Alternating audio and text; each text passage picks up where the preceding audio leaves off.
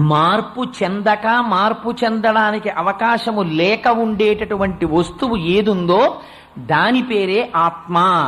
ఆ ఆత్మకి పర్యాయ పదమే సాయి. ఎందుకో తెలుసా అండి? మీరు సాయి అన్న ధ్వని ఒక చోట వినపడుతుంది.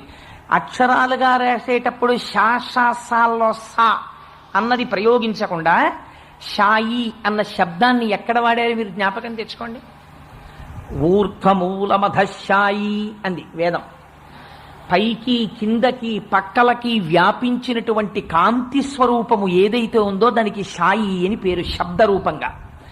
అందుకని ఇప్పుడు షాయి అంటే ఎవరు? అంతటా వ్యాపించినటువంటి వాడు. ఒకనాడు ఉండి ఒకనాడు లేనివాడు కాడు.